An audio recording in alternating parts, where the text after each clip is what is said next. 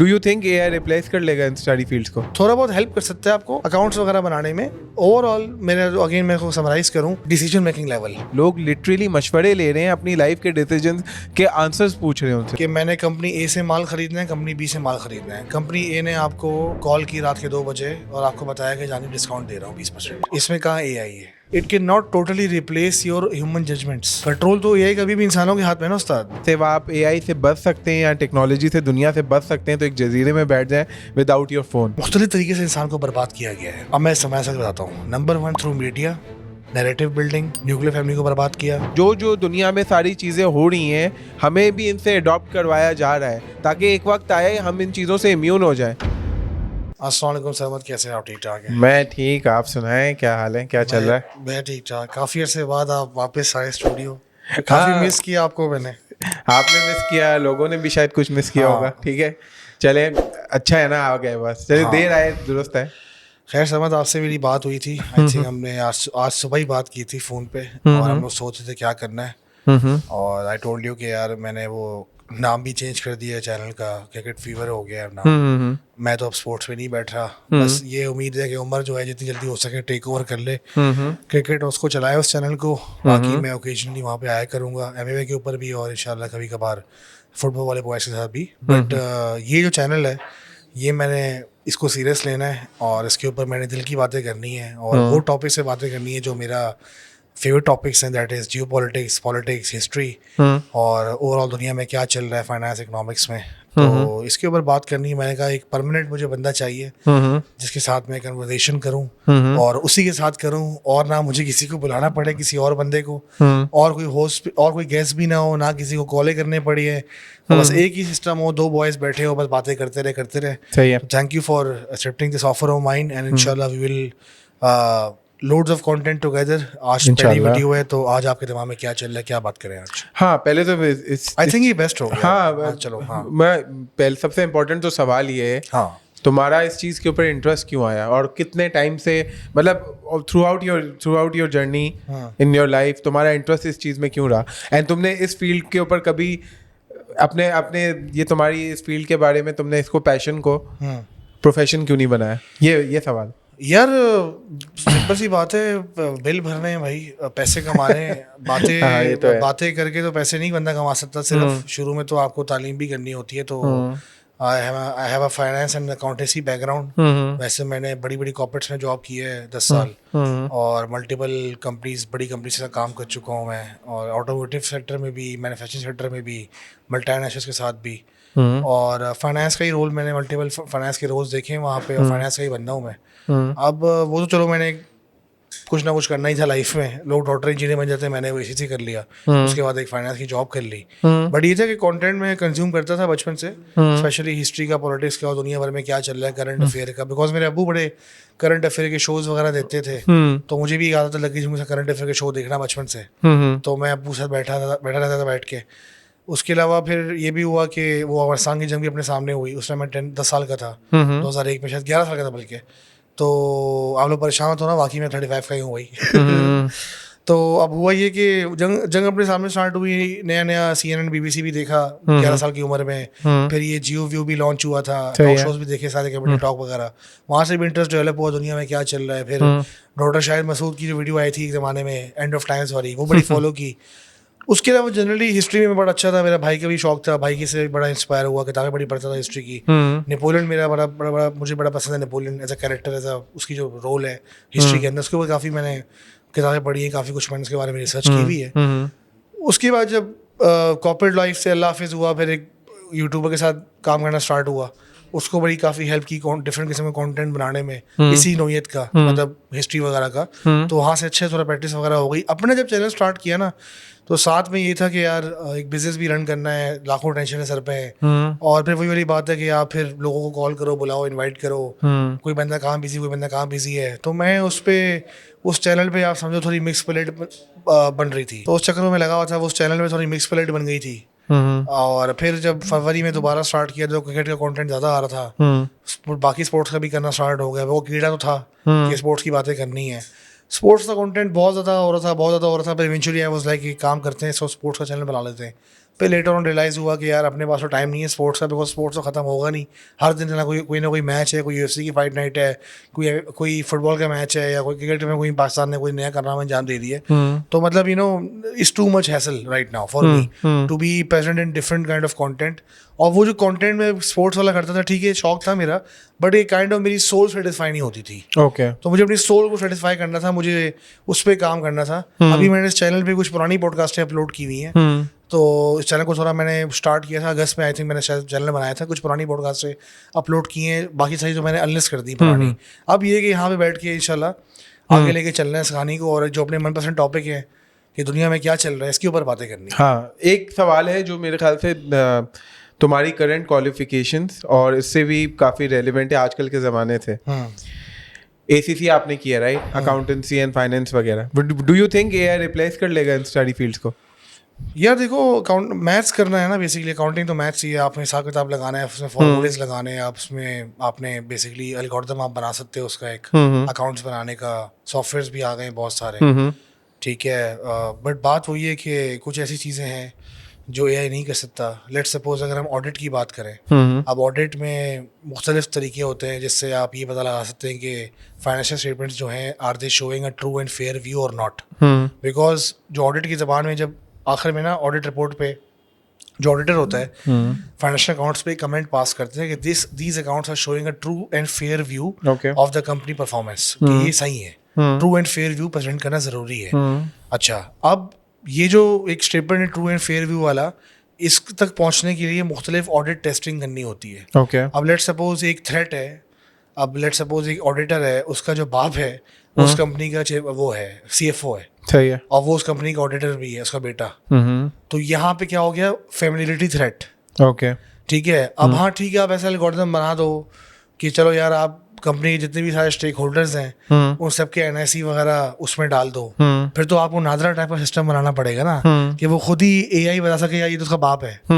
AI तो ये बता देगा ये नंबर यहाँ से आउट है, ये पैसे यहाँ पे जा रहे हैं, बट कुछ ऐसी चीजें जहाँ पे आपको ह्यूमन एलिमेंट की जरूरत है। ओके, उसके अलावा फाइनेंशियल डिसीजन मेकिंग है, फाइनेंशियल डिसीजन मेकिंग है बिकॉज किसी भी फाइनेंस डिपार्टमेंट में ट्रेजरी का सेक्शन होता है, बजटिंग का सेक्शन होता है, तो वो जो सारी फाइनेंशियल डिसीजन मेकिंग है वो तो इंसानों ने करनी है ना। ओके, क्योंकि फाइनेंस तो हम लोग समझते थे अकाउंटिंग है, फाइनेंस पूरा डिपार्टमेंट होते कंपनी में। अब लेट्स सपोज जब मैं इंडस मोटर में था तो वहाँ पे एक पूरी लाइन थी रिसीवल वालों की, जितने भी PBO होते थे, प्रोविजन बुकिंग ऑर्डर, जो बेसिकली आप जब करोला बुक कराते हो किसी टोयोटा की डीलरशिप पे तो आपको PBO नंबर 7 डिजिट नंबर आपको जारी किया जाता है, उससे आपकी गाड़ी की डिटेल्स वगैरह होती हैं। अब वो पहले मार्केटिंग में आते थे नीचे सेल्स वालों के पास, और फाइनेंस वालों के पास पूरे थकते आते थे हर दिन।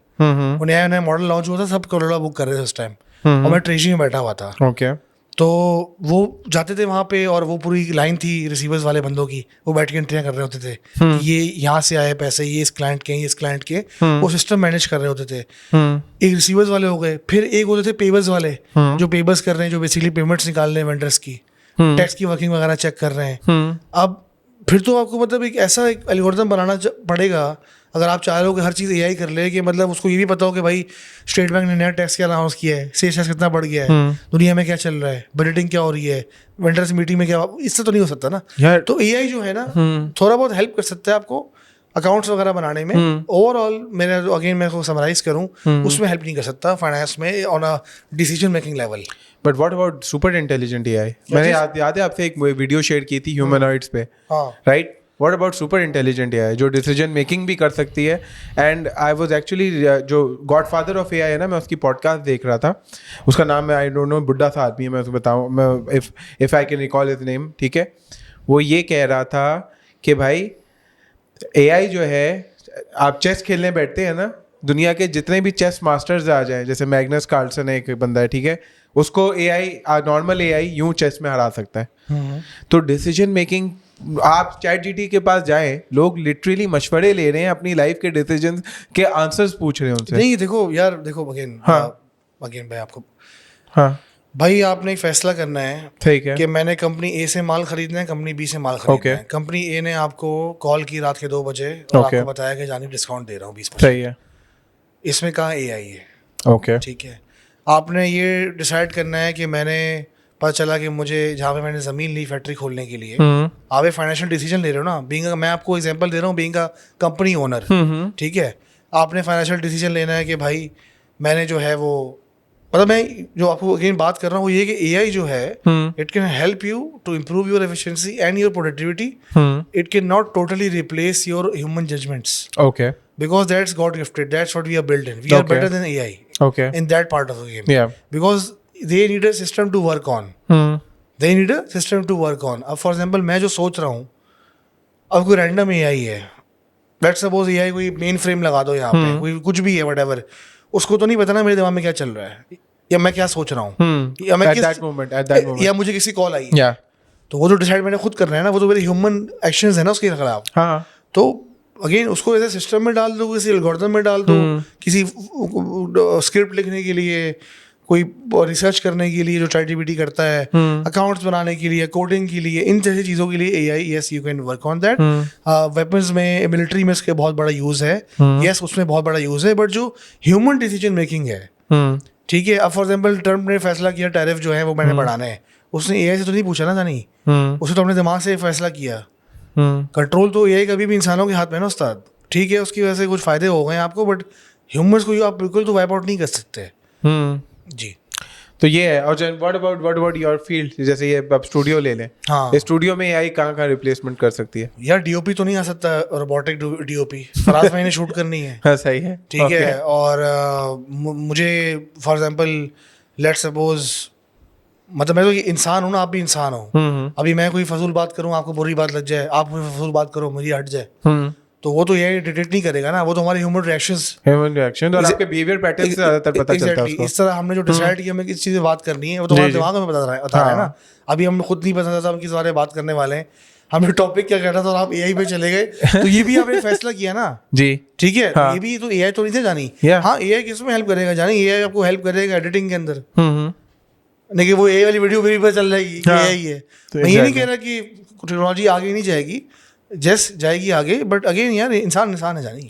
हाँ. एंड हम लोग पता है एक चीज बहुत मेजर इग्नोर कर देते हैं कि AI को सारी इन्फॉर्मेशन भी तो हम ही दे रहे हैं. एग्जैक्टली. अपने फोनों से. हाँ. वो आप जो आप उस पर सर्च क्वेरीज भी डालते हैं, वो लिटरली आपका बिहेवियर पैटर्न को रिकग्नाइज कर रहा होता है और आपकी पूरी हिस्ट्री उसको पता होती है कि आप कब, आपका एक आप AI को आपकी बीवी से ज्यादा पता होता है, क्योंकि आप पहली दफा फोन उठाते हैं तो फोन से सारी चीजें उनको पास चली जाती हैं, सारी इन्फॉर्मेशन, एंड उससे वही इन्फॉर्मेशन वो आपको एड्स में और हर लिहाज से देते हैं. अभी जो हम कन्वर्सेशन कर रहे हैं, थोड़ी देर बाद देखना फेसबुक पे उसके एड्स उससे रिलेटेड शुरू हो जाएंगे. तो AI एक्चुअली आपकी हर वक्त आपके पास घुसा हुआ है.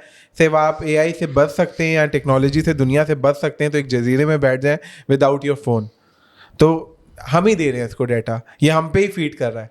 तो ये एक इंपॉर्टेंट एस्पेक्ट है जो लोग आजकल यहाँ पे मिस आउट कर देते हैं. तो सुपर इंटेलिजेंट AI को हम ही बना रहे हैं और हम ही उसको आगे इतना आगे क्या पता इंटेलिजेंट बना दें कि हमारे लिए खतरा बन जाए. यार देखो अगेन बात सारी वही है. मैं तो एक ठीक है, नमाजें मिस हो जाती हैं, अल्लाह माफ़ करे, नहीं होनी चाहिए मिस, बट ये है कि अपने बेसिक स्ट्रॉन्ग है. ठीक है, आपकी भी बेसिक स्ट्रॉन्ग है. अब आपने ये देखना है, असल में ना वो कहते हैं ना कि एक ट्रक की बत्ती के पीछे आप भागें, तो इस तरह तो अगर आप बिहेव करना स्टार्ट कर दे हर बंदा, तो इंसानियत तो ख़त्म हो जाएगी. आपने क्वेश्चन करना है, आपने पूछना है, सवाल पूछना है, ये कौन ला रहा है, पीछे कौन है इसके, क्या मकसद है. अच्छा मैं आपको यूके की एग्जांपल देता हूँ. यूके में अभी लॉस पास हो रहे हैं that everything would be electronically monitored and controlled down. Okay. मतलब कुछ ऐसे कंट्रीज भी हैं बेल्टिक स्टेट्स में जहाँ पे बेसिकली चिप्स डाली गई हैं लोगों के अंदर. अच्छा अब तुम खुद सोचो, हम डेमोक्रेसी की बात करते हैं, डेमोक्रेसी बड़ी डेमोक्रेसी वेस्ट में भी डेमोक्रेसी नहीं है. वेस्ट में बेसिकली एक फैब्रिकेटेड डेमोक्रेसी है. आपको ये इल्यूजन दिया जाता है कि आपके पास चॉइस है, बट ऐसा कुछ है नहीं. ठीक है, तो अब आपने लेट्स सपोज चिप लगा दी अपने हाथ में. अच्छा ये लेट्स सपोज अभी चाइना में क्या होता है कि अगर आप यहाँ तो चलो कैमरे हुए, लोग यहाँ पे रो रहे हैं कि चलान हो गए, रोडे नहीं है और यहाँ पे कैमरे लग गए हैं, बट चाइना में ये भी होता है उस्ताद कि अगर आपका चलान हो गया ना, आपका ऑटो डेबिट भी हो जाएगा और आपके डीमेरिट पॉइंट्स भी ऐड हो जाएंगे. सोसाइटी में आपके हर बंदे को मेरिट पॉइंट्स देते हैं कि कैसा सिटीजन है ये. तो बेसिकली आपका इस तरह से HR अप्रेजल हो रहा होता है जो मुल्क की गवर्नमेंट कर रही होती है. आपने इतना कंट्रोल दे दिया अपनी गवर्नमेंट को, आपको कंट्रोल करने के लिए आपने प्राइवेसी की को डाल दिया भाड़ में, और आपने सारा कंट्रोल, अपने आप का कंट्रोल आपने दे दी गवर्नमेंट को. ठीक है, गवर्नमेंट का एक सिस्टम है, एक इदारा है जिसका एक मोटिव है।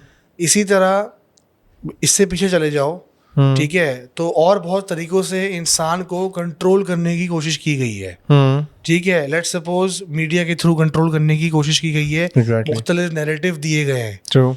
ठीक है, अभी आप फॉर एग्जांपल पाकिस्तान की एग्जांपल लें, यहाँ पे मेरे ख्याल से शायद मुझे एग्जैक्ट नंबर नहीं पता, but I can confidently say that करोड़ों में लड़के लड़कियाँ होंगी शादी की एज के जिनकी शादियाँ नहीं हो रही होंगी। ठीक है ना, अच्छा ठीक है, अच्छा शादियाँ नहीं हो रही होंगी, उसके मुख्तलिफ वजूहात हैं।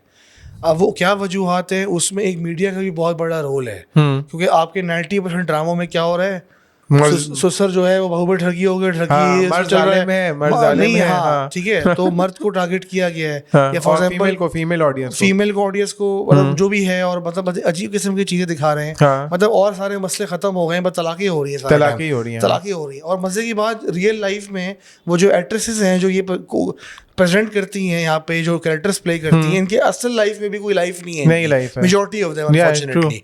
तो वो जो असल लाइफ में एक्सपीरियंस करती है ना, वो ड्रामा में भी दिखा रही है, और फिर वो ये एक्सपेक्ट कर रही है। मतलब तुम्हें मैं एक बात बताता हूँ कि लिबरलिज्म में ना, लिबरलिज्म से आप साइंस सीखते हो, आप इनलाइटमेंट सीखते हो, आप डिस्कवरी करना सीखते हो, आप कोई अच्छी चीज पढ़ लो। लिबरलिज्म ये है, हमने लिबरलिज्म से क्या लिया है, हमारे यहाँ पे चूतियों ने, कि हमने लिबरलिज्म से क्या लिया कि हम लेंगे भाई मतलब वो बन जाएंगे, लेस्बियन बन जाएंगे, LGBTQ के पीछे भागेंगे, ये वाली बातें करेंगे, तलाकें तोड़वाएंगे, फेमिनिज्म के पीछे भागेंगे। अब ये सब चीजें जो है, ये सारे जो एजेंडे हैं, उससे पहले में हमने वो वाली बात की, चिप वाली बात की, सब कुछ हो रहा है। बॉटम लाइन क्या है? बॉटम लाइन है कि इंसान को बर्बाद करना है, और फैमिली स्ट्रक्चर को तोड़ना है, इंसान को बर्बाद करना है। मुख्तलिफ तरीके से इंसान को बर्बाद किया गया है। अब मैं समय से बताता हूँ। Number 1 through media, narrative building, nuclear family को बर्बाद किया। पहले एक न्यूक्लियर फैमिली का कॉन्सेप्ट था, पहले जॉइंट फैमिली थी, उसको बर्बाद किया, फिर न्यूक्लियर फैमिली पे आ गए, उसको बर्बाद कर रहे हैं। अमेरिका में, वेस्टर्न सिविलाइजेशन में, मेजॉरिटी डेवलप कंट्रीज के अंदर लोग जो हैं सिंगल ज़्यादा रहते हैं। ठीक है, अमेरिका में, वेस्ट में, मेजॉरिटी डेवलप कंट्रीज के अंदर जो नए लोग हैं, जो जेनजी हैं, वो ज़्यादा से ज़्यादा, उनको ये नहीं पता वो किस सेक्स से ताल्लुक है उनका। ठीक है, वहाँ पे बेसिकली इस चीज़ का एपिडेमिक चल रहा है। उसके अलावा डिवोर्स रेट तो छोड़ ही दो, वहाँ पे कितना हाई है। ठीक है, उसके अलावा जब आप एडल्ट्री को आम कर दोगे, आप फ्रेंड्स दिखाते होगे, फ्रेंड्स में क्या है, हम तो फ्रेंड्स देखने रहे, ओनली यू फ्रेंड्स चल रहा है ना, फ्रेंड्स में क्या है, एग्जैक्टली वही फ्रेंड्स में क्या दिखा रहे हैं भाई। हम पाकिस्तान में बैठे हैं, 90 से फ्रेंड आए थे ना, हम तो देख रहे हैं, अच्छा भाई ऐसा भी होता है यार। हाँ, दोस्त बड़े चिल होके बैठे हुए, एक दूसरे के घरों में बैठे हुए, कमरों में बैठे हुए, उसका कैसा सीन है, हर एक बंदा दूसरे के साथ हो चुका है। तो भाई उस शो के अंदर, ठीक है, उसके बाद और बहुत सारे शोज आए, अमेरिकन पाई की मूवीज आई, मीडिया है, मूवीज आई, बहुत कुछ आया। फिर आस्ते से आपने देखा ये जो वेस्टर्नाइज या कॉलोनियस्ट कंटेंट जो है, ये आपको अपने ड्रामों में नजर आना स्टार्ट हो गया। आप जब बचपन में शॉपिंग करने जाते थे, ठीक है, I don't want to sound like a मुल्ला, बट अपने बेसिक स्ट्रांग है ब्रो। ठीक है, अपनी भी माशाल्लाह पढ़ाई भी हम दोनों ने टाइट वाली की हुई है। ठीक है, हम दोनों इतने कोई पक्के वो भी नहीं है, प्रैक्टिसिंग मुस्लिम, हम ओपन होकर बता रहे हैं भाई, हम बहुत सुस्त है भाई, नमाज़ें हमसे मिस हो जाती है, बट अपने बेसिक ऐसे स्ट्रांग है जैसे ओक का ट्री नहीं होता, उस तरह हमारे बेसिक स्ट्रांग है। बचपन में तुम जाते थे, कहाँ पे जाते थे तुम शॉपिंग करने कहाँ जाते थे? शॉपिंग कराची में हम लोग बस सामने के स्टोर चले गए, साइकिल चला के चले जाते थे भाई। साइकिल चला के सामने के स्टोरों में शॉपिंग। अच्छा, ईद की शॉपिंग की बात कर रहे हो? ईद की शॉपिंग तो तारिक रोड जाते थे, तारिक रोड, ज़ैनब मार्केट। हाँ, तारिक रोड में जाते थे, राइट। तुमने आसपास देखते थे, तुम्हें एक मॉडेस्टी दिखाई देती थी। ट्रू, फीमेल थी स्ट्रीट पे करोड़ों की तादाद से, बड़ी मॉडेस्टी थी, एक कल्चर को एक समझा था चीज को, कल्चर की चीज थी, कोई कुछ थोड़ी बहुत तो थी। अब तुम्हें कोई डिफरेंट चीज मिलती है, तुम्हें अपने कंटेंट तुम नहीं देख पाते, तुम अपने ड्रामे नहीं देख पाते। पहले शो आते थे, अलिफ जैसा शो आता था, अलिफ जियो पे, पता नहीं टाइटल शो आते थे। अब क्या आ रहा है भाई, तमाशा। तो सोसाइटी का डिके हो रहा है यार, आप वो छोड़ो। ठीक है, तो मैं अगर इस पे कंटिन्यू करूं, एक तो मैंने आपको बता दिया, मीडिया ने बर्बाद कर दिया इंसान को। सेकंड थिंग इज, ये जितने भी मर्ज हैं, ये कौन पैदा कर रहा है? नहीं बोल रही है, जितने भी मर्ज हैं ये कौन पैदा कर रहा है? मर्ज की बात करें, मर्ज जो अच्छा, जितने भी मर्ज हैं दुनिया भर में, जितने भी डिजीजेस हैं, ये लैब में बनती है ना। ये कोविड की भी क्या स्टोरी है, ठीक है, उसके अलावा आपका खाने को कंट्रोल किया हुआ है, फिर आपके फाइनेंस को कंट्रोल किया हुआ है डॉलर से, और फिर आपके अंदर ये एआई का बलचोदी डाल रहे हैं अंदर कि आपको बेसिकली बर्बाद कर रहे हैं, आपको बर्बाद कर दे। बिकॉज मेरे ख्याल से जहाँ तक मेरी नॉलेज है या मेरी अंडरस्टैंडिंग है, अगर लोग समझते हैं कि जो लास्ट बैटल है दुनिया की, जो जंग चलने वाली है, वो it's not between Islam versus rest of the world, is basically इंसान के बच्चे और हैवान के बच्चे, बेसिकली स्पिरिचुअल रूहानी जंग होने वाली है। रूहानी जंग होने वाली है। आपको एक साइड पे ऐसे लोग भी मिलेंगे जो मुख्तलिफ फिरकों के मुख्तलिफ खुदाओं को मानने वाले हों, बट वो इंसानियत के मानने वाले हों, इंसान के बच्चे हों, और अगेंस्ट वो लोग उसमें आप किसी भी उसको डाल दो, मजहब को भी डाल दो जो हैवान को पूजने वाले हैं, जो बेसिकली शैतान की पुजारी हैं, जो सैटर्न के एजेंडे पे काम कर रहे हैं दुनिया को बर्बाद करने का। That's my 2 cents. या दैट्स ट्रू।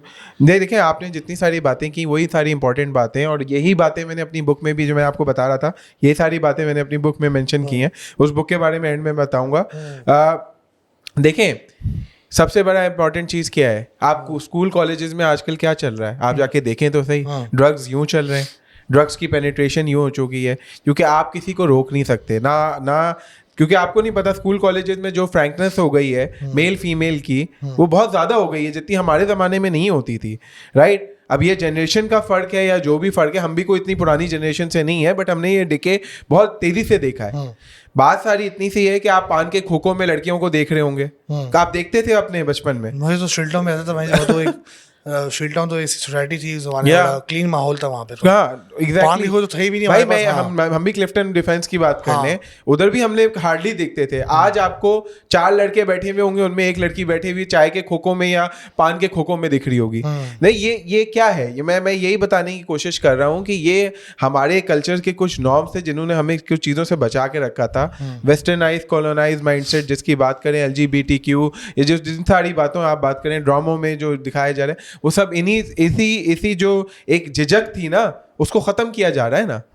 आप बेसिकली क्या है कि आपके दरमियान कोई फीमेल आ जाए, आप थोड़े झिझक जाते थे ना पहले, अब आजकल नहीं झिझकेंगे। यार देखो, फ्लर्टिंग का एक सीन था अल्फा और चार्ली ड्रामे में। हाँ। गुलनाज, वो जो गुलशेर और वो बंदी का नाम क्या था? हाँ। शहनाज। हाँ। वो जो फोन उसको आता है,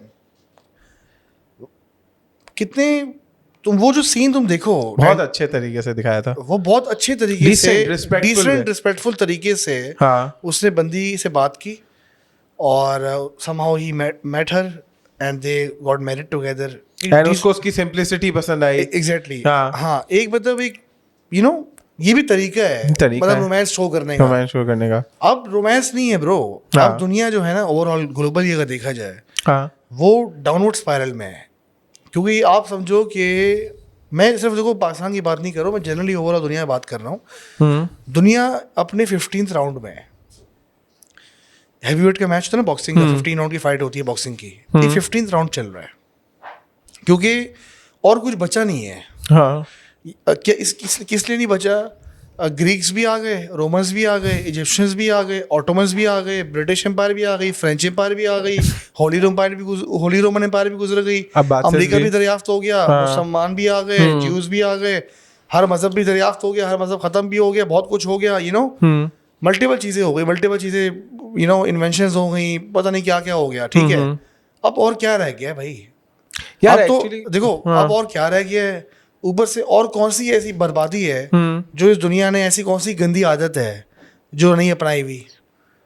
nuclear family all over the world बर्बाद है। मैं आपको मजे का स्ट्रैट बताऊं, मैं बोलता हूँ आप लोग भी सर्च करना कि जितने भी बेसिकली वो है ना अपने क्या बोलते हैं डेवलप कंट्रीज जो हैं, डेवलप कंट्रीज तुम सर्च करना कि यूएस की रिलीजन परसेंटेज क्या है, मतलब कितने उसमें मुस्लिम्स हैं, कितने उसमें क्रिश्चियंस हैं, व्हाटएवर। ठीक है ना? तो तुम्हें ट्रेंड देखने को मिलेगा, मेजॉरिटी डेवलप कंट्रीज के अंदर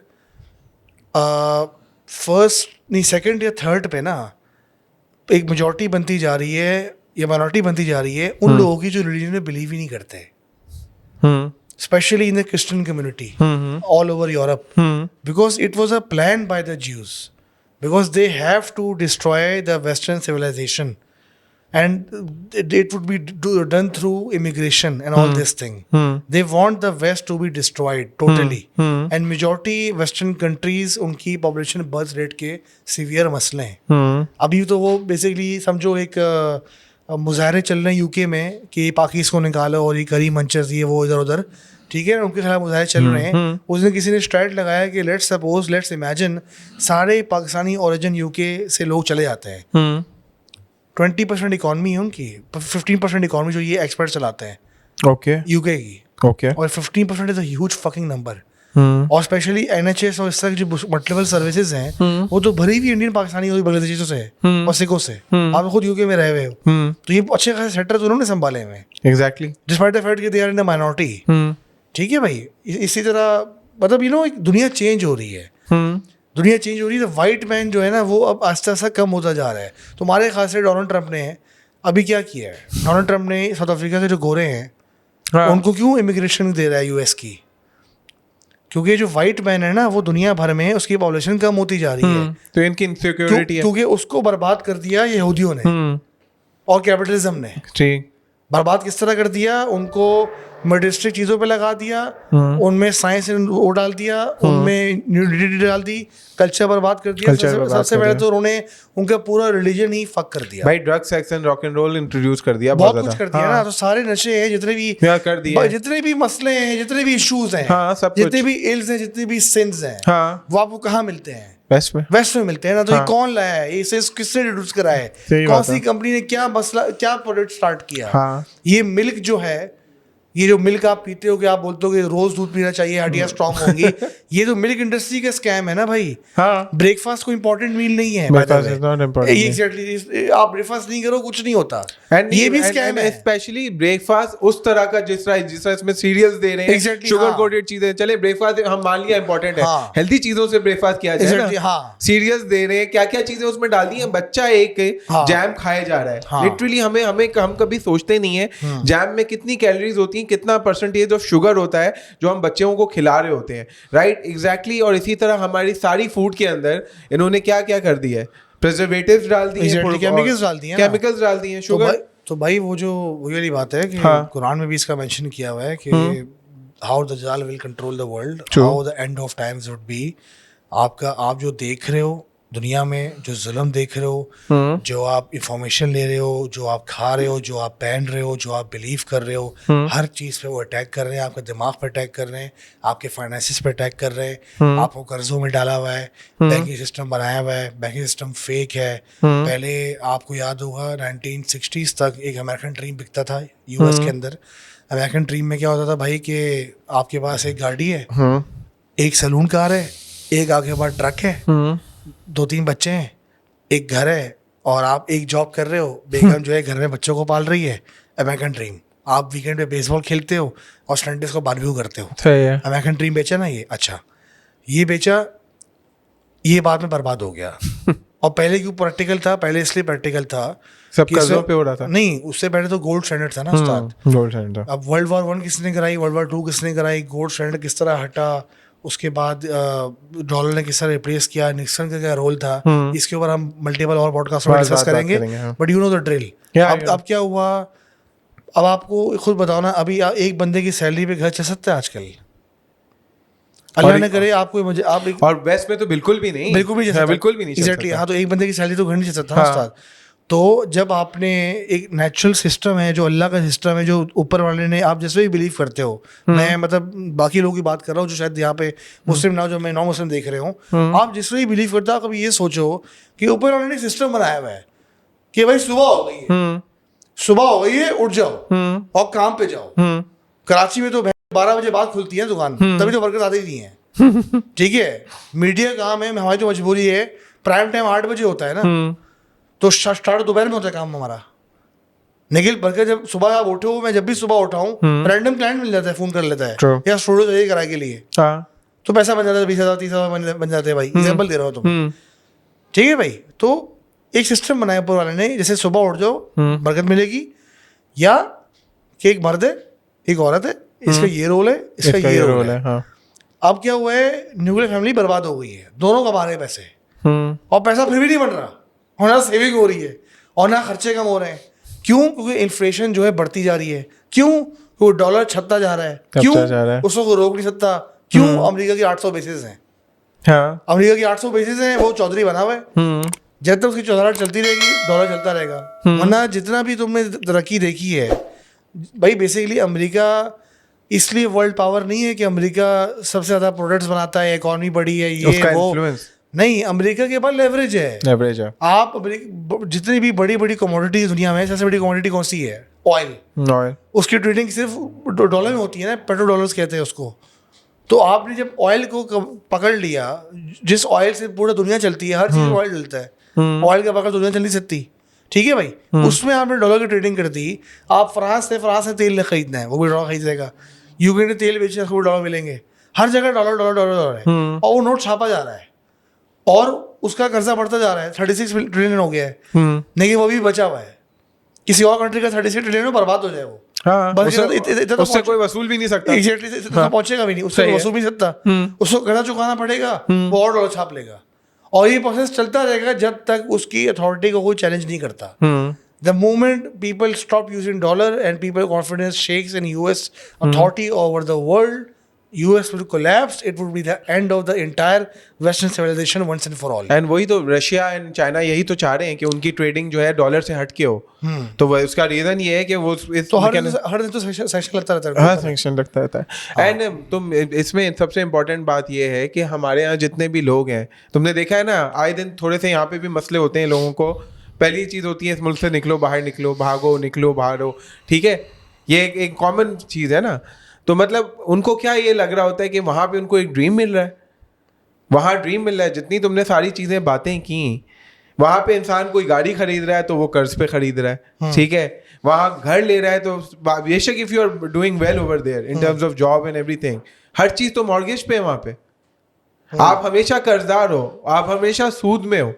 हाँ, और सूद के बारे में हमें बताने की जरूरत नहीं है कि सूद क्या करता है किसी के साथ, ठीक है। स्पिरिचुअल एंड इस्लामिक पर्सपेक्टिव को तो साइड पे रख दो ना। सूद वैसे क्या करता है, हमेशा इंसान कर्जदार जो होता है वो गरीब से गरीब होता जाता है, और जो आपको कर्ज दे रहा है वो सूद की कीमत में अमीर पे अमीर होता जाता है। तो यही स्ट्रक्चर तो आपको सारा खराब कर रहा है, तो यही तो है। अच्छा यार, देखो अगेन बात वही है कि आपने जो भी बड़ी अच्छी बात की, सूद वाली भी बात की, मल्टीपल चीज़ों की बात की। इससे पहले आपने क्या बात की थी?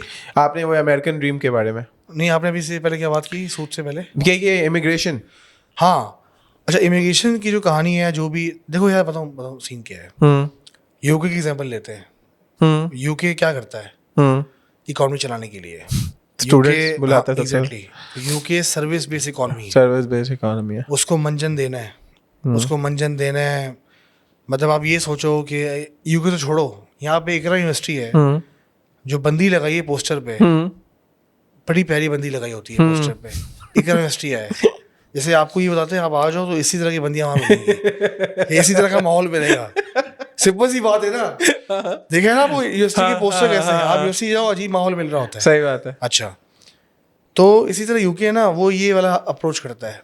UK economy, UK this, UK, अबे वहाँ पे लोग एल लगे हुए हैं, 40-50% टैक्स है, ठीक है। वहाँ पे इकॉनमी श्रिंक हो रही है, मसले बहुत हैं वहाँ पे। बट उन्होंने किस तरह मामू बनाया, सेकेंड वर्ल्ड वॉर में ब्रिटिश एम्पायर टूट गई थी, ठीक है, उसको टूटते चलो स्विस कैसे होने का वक्त भी आ गया। उनको फिर वाकई भी रियलाइज हो गया जब अमेरिका रशिया की कॉल आई कि जंग बंद करो मिडल ईस्ट में, तो उनको रियलाइज हो गया फ्रांस और ब्रिटेन से चली गई तलवार अमेरिका रशिया के पास, अब वो दो नए बाप हैं। तो उनको जब ये रियलाइज हो गया कि वर्ल्ड पावर नहीं है, और वर्ल्ड उनकी एम्पायर्स टूट चुकी हैं, और दुनिया थोड़ा एंटी कॉलोनियल हो गई है, और नेशनलिज्म चल रहा है, और लोग नेशन स्टेट से बिलीव करते हैं और मुल्क बन रहे हैं।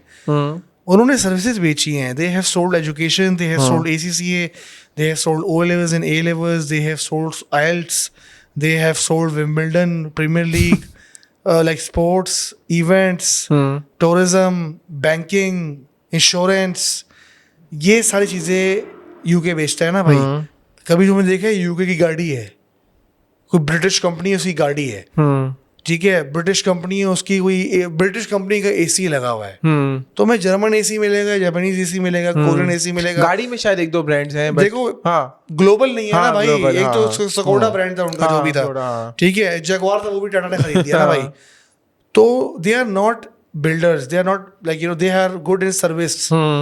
अच्छा, अब क्या हो रहा है कि भाई क्लैश ऑफ सिविलाइजेशन में अगर आपने किताब पढ़ी हो सैम्यूल पी हंटन की, उसने भी प्रेडिक्शन लगाई थी क्योंकि जितना भी इनके पास जो पैसा है, वेल्थ आ रहा है ना, ठीक है उस्ताद, ये आ रहा है एक फेक कैपिटलिज्म सिस्टम के थ्रू, फेक इकोनॉमीज इनकी।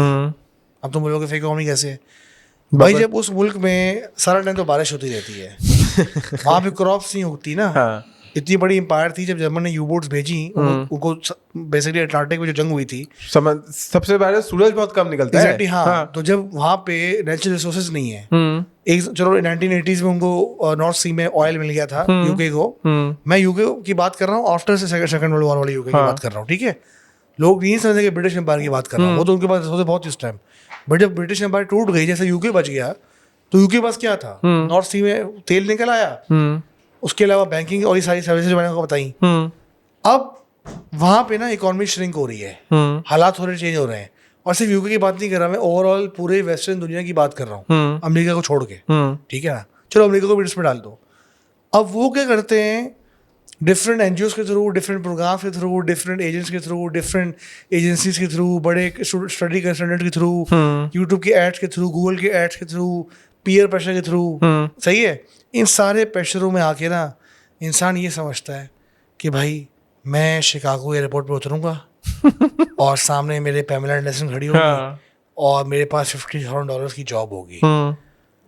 अच्छा भाई, मैं समझता हूँ आपका जहाँ नसीब होगा ना वहाँ को मिलेगा नंबर 1। नंबर 2, पैसा कमाना है, आप पाकिस्तान में बैठ के भी पैसा कमा सकते हो, आप यूएस में बैठ के भी पैसा कमा सकते हो। अगर आपने नौकरी करनी है, आप नौकरी के चक्कर में जा रहे हो, वो एक अलग बात है कि आपको नौकरी नहीं मिल रही यहाँ पे, ठीक है। अगर आप ये सोच रहे हो कि मैं सब कुछ बेच बाच के, जो लोग अनफॉर्चुनेटली हरकत करते हैं वहाँ जाके रोडों पे घूम रहे हैं आजकल, तो वो अप्रोच आप रखोगे ये एक्सपेक्ट करेंगे कि मैं वहाँ पे जाऊँगा, भाई उनको आपकी ज़रूरत नहीं है, उनको आपके पैसों की ज़रूरत है, आपके पैसों की ज़रूरत है। जो उन्होंने वो एक पोस्टर बना के आपको मामू बना दिया कि यूके आए ये कर रहे हैं, जितने भी ग्रेजुएट्स वहाँ पे गए हैं उनका भी कुछ अर्से पहले वीज़ा भी खत्म कर दिया था ना, डिग्रियाँ लेके यूके की फजूल यूनिवर्सिटी की डिग्रियाँ लेके यहाँ पे घूमते हैं। अब काफ़ी सारे स्टूडेंट्स आपको पता होगा यूके जाते हैं पढ़ने, हमारे टाइम पे भी गए थे, जो टॉप यूनिवर्सिटी में नहीं किया वो यहाँ पे IBM से या CBM या ज़ैबिस से कम्पीट कर सकता है क्या काशी यूनिवर्सिटी से? घंटा। जो यहाँ का एम्प्लॉयर होगा उसकी अलमनाई बैठी होगी ना बॉसेस में, तो वो कौन किसको हायर करेगी?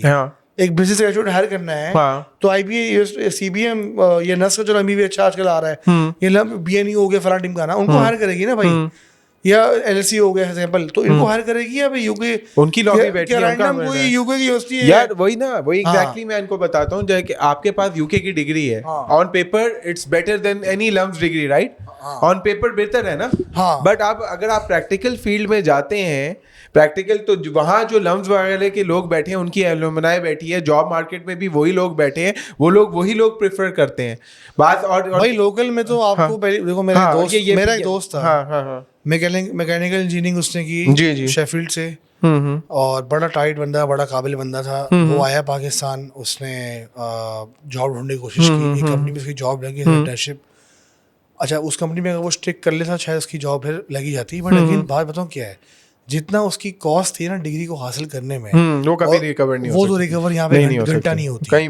आई थिंक दुनिया में भी बहुत कम चांसेस है। नहीं देखो, अगेन बात बताऊँ क्या है, बात अगर आप बहुत ही कोई ऐसी, देखो यार basically it's all about demand and supply, ठीक है, डिमांड किस चीज़ की, सप्लाई किस चीज़ की। अब एक्चुअली साइंस वाले बहुत कम होते थे जमाने में, अब तो थोड़ी बढ़ गए, CFA बहुत कम होते थे, सही है। अब मसला ये पॉपुलेशन बढ़ती जा रही है ना भाई, इकोनॉमी बढ़ती जा रही है, ज़्यादा डिमांड हो रही है। पहले जो चार्टर्ड अकाउंटेंट थे उनकी बड़ी वैल्यू होती थी, अब पत्थर मारो तो चार्टर्ड अकाउंटेंट घूम रहे हैं, ठीक है, किसी का ई में पेपर फंसा हुआ है, किसी का B में पेपर फंसा हुआ है और फंसा हुआ है, ऐसे भी चार्टर्ड अकाउंटेंट है 45-50 साल के हो गए यार, अभी तक CA पास नहीं हुआ लेकिन फॉर्म में लगे यार। मैं तुमसे एक इंटरेस्टिंग चीज ऑब्जर्वेशन है, तो सवाल भी पूछता हूँ। याद है हम जब A-levels वगैरह O levels में होते थे, एक रेस लगी हुई होती थी कि सब A ले आए, सब वो ले आए, घंटा फर्क नहीं पड़ता, कोई घंटा प्रैक्टिकल। आज हम प्रैक्टिकल फील्ड में बैठे हुए हैं, राइट? फर्क पड़ता है कि वो हमारे उस जमाने में A आए थे या नहीं आते?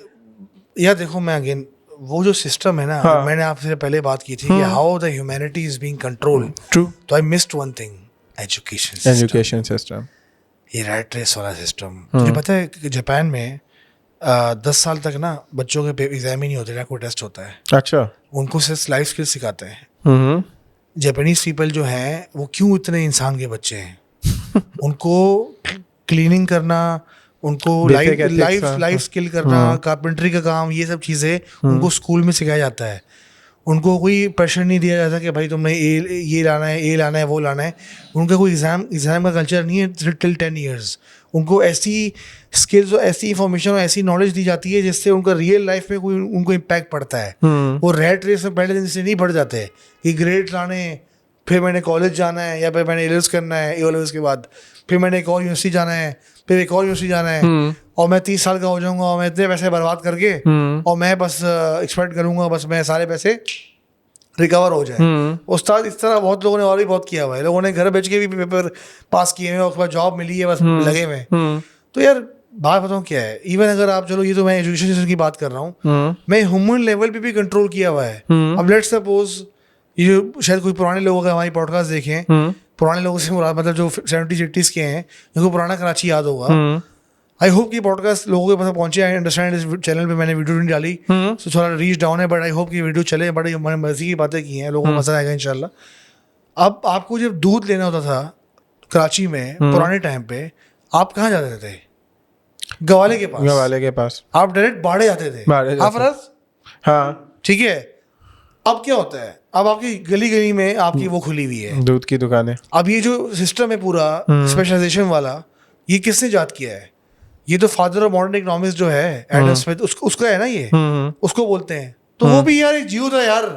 ये जो पूरी थ्योरी है स्पेशलाइजेशन वाली, ये तो हेनरी फोर्ड ने बाद में अडॉप्ट की ना। आप हिस्ट्री तो लोग देखते नहीं है ना, बस गोरे ने बोल दिया फॉलो करो। भाई गोरे ने इसलिए बोल दिया क्योंकि इंडस्ट्रियल रेवोल्यूशन आ गया था, हेनरी फोर्ड की फैक्ट्री थी, उसने ये 9 to 5 का जुदाबा ईजाद किया। पहले जमाने में लोग जो थे, बिफोर ऑल दिस टेक्नोलॉजिकल सब और बुलशिट, लोग साल में आधा साल तो फारिग होते थे, आधा साल खेती बाड़ी करते थे, खेल होते थे, बाकी सारा उसको खाते थे। हाँ। और फेस्टिवल वगैरह और अच्छी जिंदगी जी रहे थे। अच्छी जिंदगी जी रहे थे। तो वही ना। हाँ। और चीजें ज्यादा ऑर्गेनिक थी। Exactly. अब ऑर्गेनिक भी कम हो गई हैं। और तुम सबसे इम्पोर्टेंट जो एस्पेक्ट है, तुम ये देखो कि हर चीज में, अब इवन जो आप कोविड को ले लें, कोविड में क्या किया, लोगों को घरों में बंद करवा दिया। डिप्रेशन में कई लोग चले गए। आई नो पीपल जो डिप्रेशन में चले गए, उनकी काम काज भी खत्म हो गए। भाई आप एक इंसान की बाहर निकलने की, एक सांस लेने की वो एक्टिविटी भी आपने खत्म कर दी ना। लोगों से मिलना, कितने मर्दों की यार थेरेपी क्या है, चाय पे बैठ के एक दूसरे से बात कर लेना। यार तेरे मेरे दरमियान कोई प्रॉब्लम होते हैं, हम चाय पे बैठ के डिस्कस करके थेरेपी कर, इसी से फारिग हो जाते। आपने वो एलिमेंट्स भी खत्म कर दिए। कोविड के जो उन 2 सालों में कितने लोगों को तुमने देखा, कितनी शादियां टूटी, कितने फाइनेंशियल प्रॉब्लम्स आए, सुसाइड के केसेस, एक तो इंडिया में भी बड़ा मशहूर केसेस आया, आप वो सब कोविड के टाइम पे तो हो रहे थे। तो ये आपको ना सिस्टमेटिकली एक प्रोग्रामिंग हो रही है, जिसको हम शॉर्ट सारी बातें जो कर रहे हैं ना, वो सब इन दी एंड आ जाती हैं वैलिडेशन के ऊपर। किसको खुश कर रहे हैं, किसकी वैलिडेशन कर रहे हैं, ठीक है, किसकी वैलिडेशन कर रहे हैं, उसी सिस्टम्स की वैलिडेशन कर रहे हैं। अब जो तुम यूनिवर्सिटीज़ की बात कर रहे थे, राइट, कि कोई जितने भी हम लोग बाहर लोग पढ़ रहे हैं, अब मेरा एक दोस्त है इवन अमेरिका में, वो आज तक उसने यूनिवर्सिटी से डिग्री की अपने पैसों से, ठीक है, अपने पैसों से कमा रहा था, आज तक उसकी डेब्ट पूरी कर रहा है अपनी डिग्री करने की। एग्जैक्टली, हाँ, ये बहुत बड़ा मसला है भाई। वहाँ पे अभी वो मैं वीडियोस देख रहा था, पता नहीं 20 साल 21 साल 23 साल 24 साल के लड़के लड़कियां हैं, स्टूडेंट्स हैं मुख्तलिफ यूनिवर्सिटीज़ के, किसी पे $30,000, किसी पे $50,000। भाई मैंने कहा कौन से कौन चुकाएगा इतने बड़े डॉलर अमाउंट?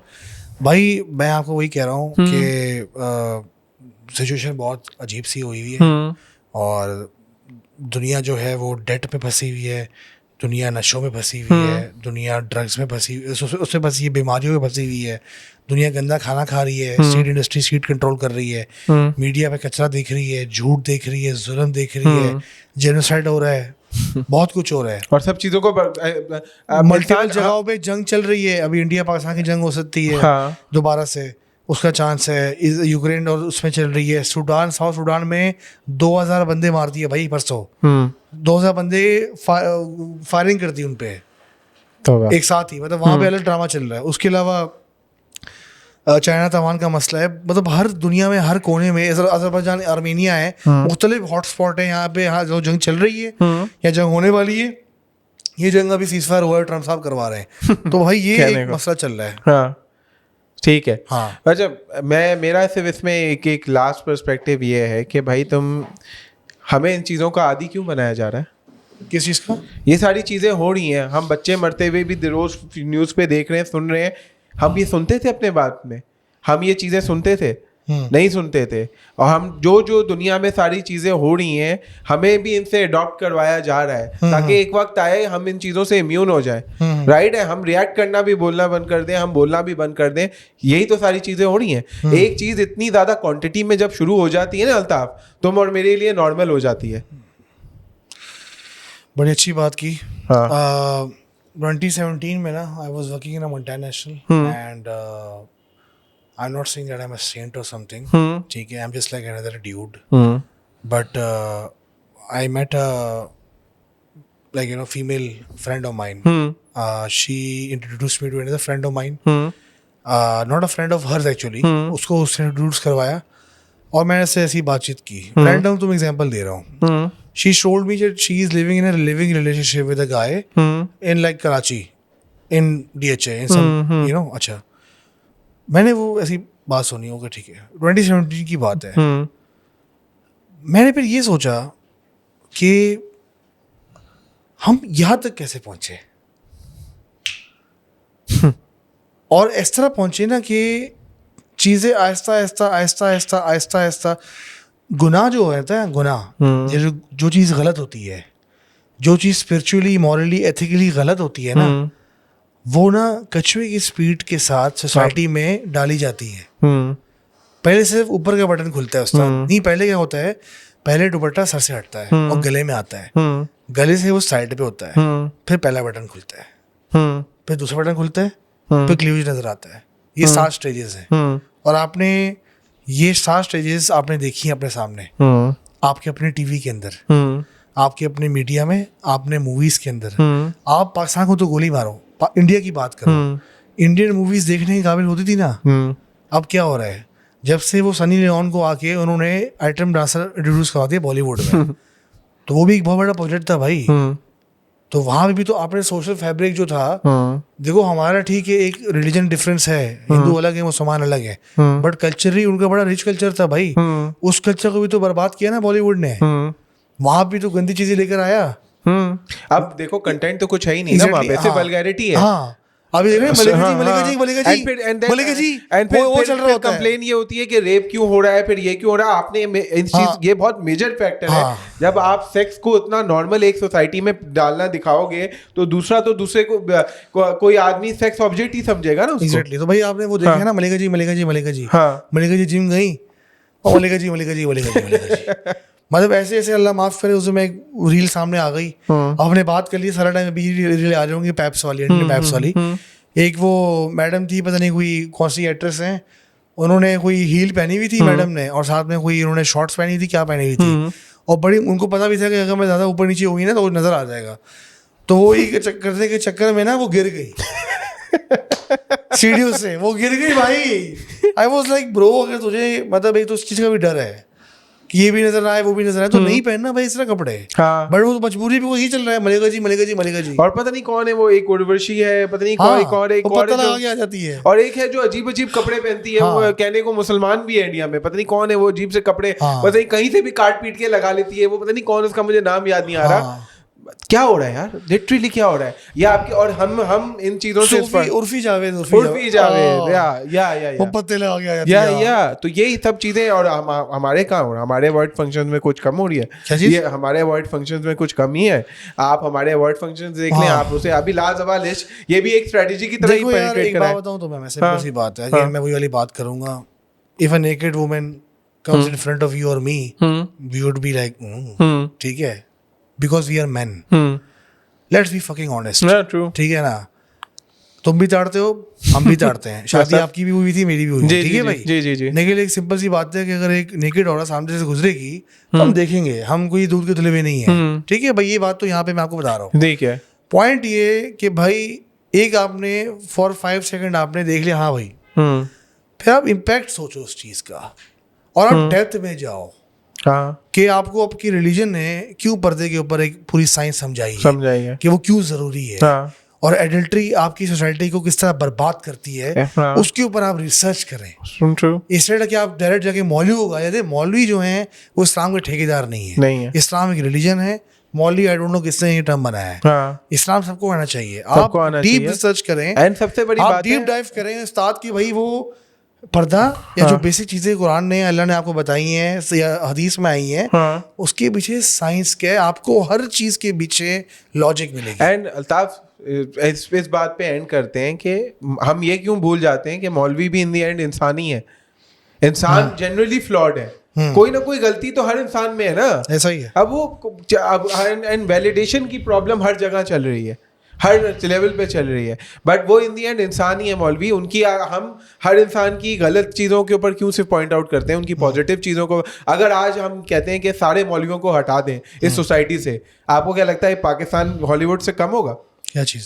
अगर सारे मौलवियों को अगर आप कहते हैं हटा दें सोसाइटी से, आज ये हॉलीवुड से लेवल से कम होगा पाकिस्तान? यार देखो, पहली बात तो ये है कि मैं किसी भी ग्रुप को ना टोटल में जज नहीं करूँगा। सही बात है, ये सही कुछ लोग होते हैं जो बाकियों को बुरा नाम देते हैं, बहुत ऐसे लोग हैं अच्छा काम भी करते हैं, अच्छे काम भी करते हैं। मेरा अगेन वही है, मुझे अगर इस्लाम सीखना है या अल्लाह से करीब आना है, मुझे नमाज पढ़नी है भाई और अल्लाह से बात करनी है, या दिलों का हाल जानता है अल्लाह, ठीक है ना। हर बंदे का पर्सनल एक चीज होती है Islam, but Islam is that kind of religion जो आपको सोसाइटी में भी इम्प्लीमेंट करना है, वरना बड़ा मुश्किल हो जाएगा रहना, ठीक है ना। तो ये वाहिद रिलीजन है। वेस्ट को, ठीक है, वेस्ट को ना डर क्या है इस्लाम से। व्हाइट हाउस में इफ्तार होता है जानी, व्हाइट हाउस में इफ्तार होता है, ठीक है। व्हाइट हाउस में इफ्तार क्यों होता है? आप तो ये आपको बताया जाता है कि यार इस्लाम को दुश्मन है लोग, भाई उनको आपके नमाज पढ़ने से, आपके रोज़ा रखने से, आपके हज करने से उनको कोई मसला नहीं है। दे विल प्रमोट यू कि हाँ करो करो, कोई बात नहीं। जितने भी हज के पैकेजेस हैं, फंडामेंटल एथिक्स से प्रॉब्लम है उनके। Islam as a society way of living, उससे मसला है। Islam as a economic tool मसला है, economic as a political theory Islam as a मसला है।